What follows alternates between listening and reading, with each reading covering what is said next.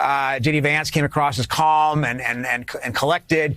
As Mika said, he wasn't always reflecting the record correctly. But for those watching who weren't paying attention, and there was no fact checking unless you can figure out QR codes, you wouldn't have known that. Around Washington, a lot of people think that J.D. Vance did better, partly because he was smoother, because he didn't come across as weird, which is the way Tim Walz had originally portrayed him in interviews weeks ago. And Walz didn't push the point. He didn't use the words cats and dogs, which, of course, would have raised the question of weirdness a little bit more explicitly. He didn't actually press J.D. Vance on why he said it's okay to make up stories in order to draw attention to Springfield, Ohio. He didn't talk about childless cat ladies. He didn't press the issues. It came across, as you said, Willie, as if it was just kind of a relatively benign disagreement over something that happened in Springfield, Ohio, which, if you weren't following the story that closely, you might not have understood what they were referring to. So I think it was a lost opportunity on the part of Walz to press the case that he himself had earlier made, which is that J.D. Vance is out of the mainstream, as David Frum just talked about,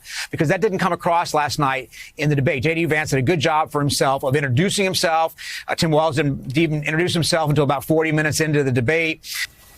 So, and I'd like to point out, this is difficult to talk about because it includes all of us here, and it's the landscape that Tim Walz is up against in this Trump world that I guess we're all living in. And that is that, I actually, as this show has evolved over the course of 4 hours, I actually think Tim Walz did really well last night, given the landscape. And it's not just dealing with a candidate like Donald Trump and J.D. Vance, who lie repeatedly daily. And that is a fact. That is not fiction.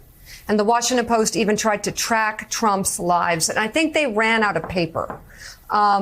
But you even look at, like, you were talking about how there should be a headline, because Donald Trump said the other day there should be a day of violence to deal with crime in America. What does that exactly mean? Have we dived into that? Nope, we move on because there's more, And we have Tim Walz getting asked a question about something he misspoke about, clearly made a big mistake, failed, 23 years ago, Tiananmen Square, about being there. He's asked about that. Well, there's a candidate on the other side who supports an insurrectionist, someone who wants to pardon convicts, who's a convicted felon, who lies about legal migrants to the point where they're not safe. J.D. Vance does unbelievable lies every day, and yet they're put together like they're on the same level. And I really don't know how you fight against that if you're a candidate in this environment. I think it's almost impossible. It's something we've been talking about. There's been a flattening, a moral equivalency, and the fact is that's what it felt last night. That we're talking about, and that they should have brought up what Walz said about Tiananmen Square 23 years ago.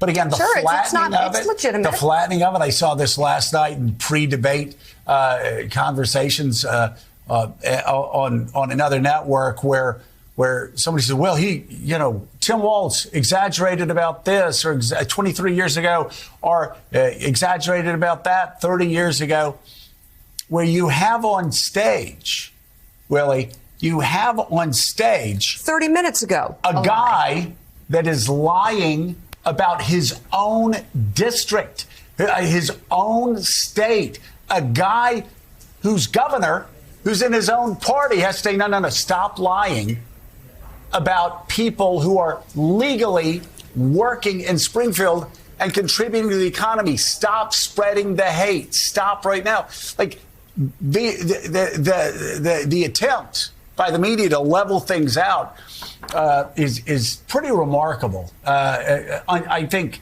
again, a moral equivalency that just doesn't hold up. Again, especially when you've got a guy who last night can't even tell the truth about January 6th, can't tell the truth about the election last year. And Tim Walz had to ask him about. Yeah, and press doesn't even put on the front page that Donald Trump's answer to crime is a day of wanton violence and revolt.